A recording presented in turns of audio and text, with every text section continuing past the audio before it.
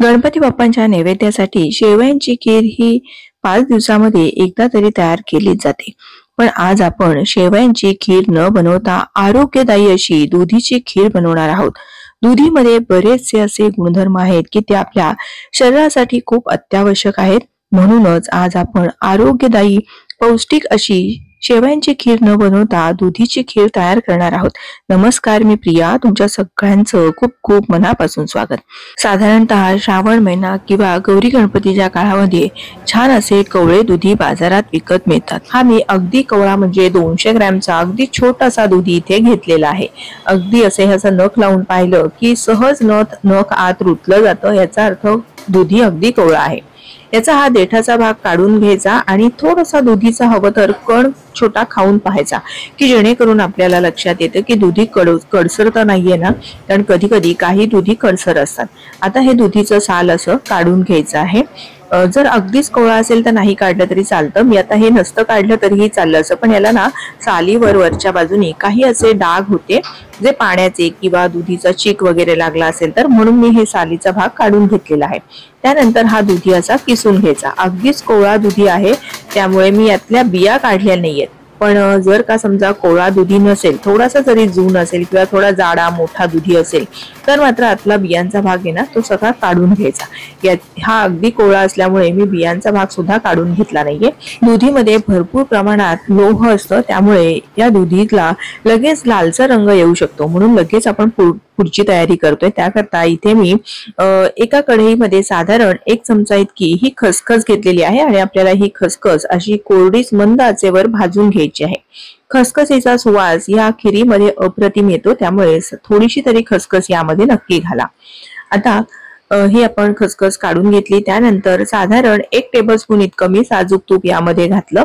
आता यामध्ये आपण आवडीप्रमाणे काजू, बेदाणे किंवा जे चारोळे, पिस्ते जे तुम्हाला आवडेल त्याचे काप असे घालून घेऊ शकता. आता हे थोडेसे असे तुपावर चांगले परतून घ्यायचे. हे असे तुपावर परतले ना की कुठल्याही खिरीमध्ये अगदी मस्त खमंग असे लागतात. हे आता आपण तुपावर परतलेले सगळे ड्रायफ्रुट्स असे काढून घेऊयात आणि लगेच आपल्याला यामध्ये हा दुधी घालायचा आहे. दुधी जर आपण बराच वेळ असा किसून ठेवला ना तर लगेच त्याचा रंग बदलतो, तो काळपट होतो. म्हणून कायम लक्षात ठेवा की आधी सगळी पूर्वतयारी करून घ्यायची आणि मग आपल्याला दुधी किसायला घ्यायचा आहे. दुधी किसून बराच वेळ तसाच ठेवायचा नाही, नाहीतर त्याला खूप काळसर रंग येतो. दुधीची खीर सुद्धा काळपट रंगाची तयार होईल, छान अशी हिरव्यागार रंगाची होणार नाही. दुधीमध्ये भरपूर प्रमाणात म्हणजे साधारणतः 90% तरी पाणी असतं, त्यामुळे आपल्याला हा दुधी चांगला असा परतून घ्यायचा आहे. बघा, जसं जसं परततो ना तसं याला ना हे असं पाणी सुटायला लागतं. हे स्वतःच त्याचं जे पाणी सुटतं ना ते सगळं आपल्याला आटवून घ्यायचं आहे. बरोबरीने हे असं परतत राहतो त्यावेळेस दुधी पटकन शिजतो. आपण घेतलेला दुधी अतिशय कोवळा आहे त्यामुळे तो व्यवस्थित असा शिजला आहे आणि बघा अगदी कोरडा झाला आहे. बरोबरीने काय झालंय तर यातलं जे पाणी आहे ते सुद्धा सगळं निघून गेलेलं आहे. अगदी असा कोरडा होईपर्यंत परतून घ्यायचा आहे. त्यानंतर तो शिजलाय का हे आता आपण जरा पाहूयात.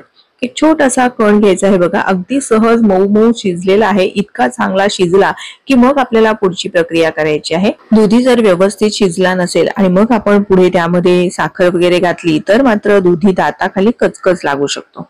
आता यामध्ये साधारण अर्धा लिटर इतकं मी दूध घातलेलं आहे. हे फुल फॅट क्रीम म्हशीचं दूध आहे. जर तुमच्याकडे म्हशीचं दूध असेल तर शक्यतोवर म्हशीचं दूध वापरा, म्हणजे खिरीला छान असा दाटसरपणा येतो. आता हे एकदा चांगलं तळापासून असं हलवून घेतलेलं आहे. दुधीमध्ये ना लोह आहे, कॅल्शियम आहे, फॉस्फरस आहे, त्यामुळे ही खूप आरोग्यदायी खीर आहे. आता यामध्ये भाजून घेतलेली ही खसखस घालायची आहे. बरोबरीने या दुधीमध्ये फॉलिक ऍसिड असतं जे आपल्या शरीरासाठी खूप फायदेशीर आहे. बहुधा सगळ्या महिलांना प्रेग्नन्सीमध्ये फॉलिक ऍसिडची टॅबलेट ही प्रत्येकीला दिलीच जाते, त्यामुळे दुधीची खीर अधूनमधून खायला काही हरकत नाही. आता दुधीची खीर छान अशी एकसंध व्हावी, चोथा पाणी होऊ नये याकरता 1 चमचा मी इथे कस्टर्ड पावडर घेतलेली आहे. जर तुमच्याकडे मिल्क पावडर असेल तर मिल्क पावडर 1 चमचा आणि 1 चमचा कस्टर्ड पावडर घ्यायची आणि ही अशी थोड्याशा दुधामध्ये मिसळून याचा एक कॉन्सन्ट्रेट तयार करायचं आणि मग हे आपल्याला यामध्ये घालून घ्यायचंय. डायरेक्ट जर आपण कस्टर्ड पावडर यामध्ये घातली तर मात्र त्याच्या गुठळ्या होऊ शकतात, त्यामुळे अशी दुधामध्ये मिसळून मग ते घालायचं आहे आणि हे तळापासून असं हलवून घ्यायचं. कारण काय होतं, जर आपण हलवलं नाही तर कस्टर्ड पावडर खाली तळाशी जाऊन चिकटून बसते आणि मग त्याचा एक करपट वास येऊ शकतो. शकतो। आता बघा चांगलं असं उकळी आलेली आहे। साधारण एक 4-5 मिनिटांमध्ये कस्टर्ड पावडर घातल्यानंतर छान अशी उकळी येते। आता हे एकदा चांगलं असं हलवून झालं आणि शिजलं की मग यामध्ये आपल्याला साखर घालायची आहे। साखर घालताना कधीही लक्षात ठेवा दूध पूर्णतः शिजलेला असावा आणि मगच साखर घालायची। मी साधारण 5 चमचे इतकी साखर घातली, कारण अर्धा लिटर दूध होतं आणि पाव किलो आपलं दुधी होता, तर एवढं याच्यासाठी 5 चमचे साखर बरोबर आहे। पण तुम्हाला गोड आवडत असेल तर तुम्ही आणखीन थोडीशी साखर वाढवू शकता। आता हे चांगलं तळापासून हलवून घेतलं आणि साखर घातल्यानंतर थोडंसं ना असं आपल्याला पातळ झाल्यासारखं वाटतं, त्यामुळे पुन्हा आहे ना थोडीशी आपल्याला याला उकळी घ्यायची आहे।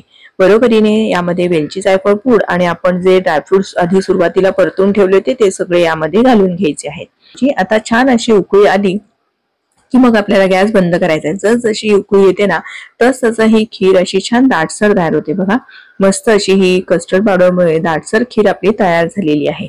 गॅस बंद केला आणि बघा काय सुंदर अशी खीर झाली आहे आपली। नेहमी आपण शेवयांची खीर तर करतच असतो, तसं दुधी खाणं कधी कधी होत नाही, तर अशा वेळी ही दुधीची खीर आवर्जून तयार करा।